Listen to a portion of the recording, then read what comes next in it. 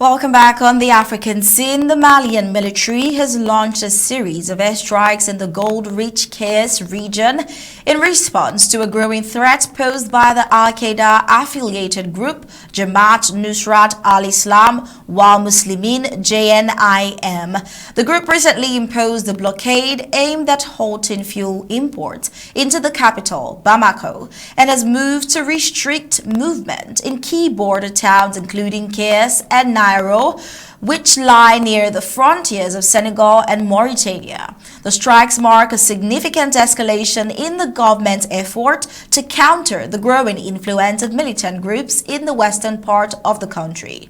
The blockade announced by JNIM last week is already having serious economic repercussions. Fuel trucks headed towards Bamako have reportedly been stopped by militants, disrupting the supply of gasoline and diesel in the capital and triggering fears of broader shortages. Now, the restrictions of movement are also impacting trade routes vital for imports and exports, compounding the pressures on an already fragile economy.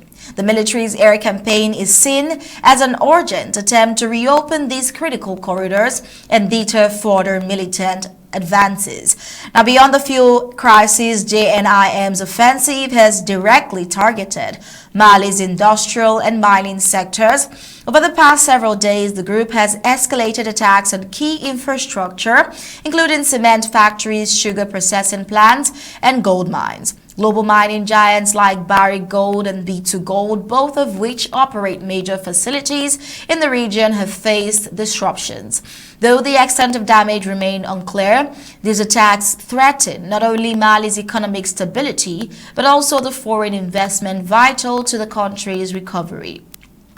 The resurgence of militant activity underscores the deteriorating security situation in Mali, particularly since the military junta took power in a 2021 coup and later expelled French and UN forces. With growing insurgent influence in both and the central and western region, analysts warn that the current strategy may not be enough to contain the crisis, as the government leans more heavily on air power and local militias. Civilians in conflict-affected zones remain vulnerable to both jihadist violence and retaliatory attacks.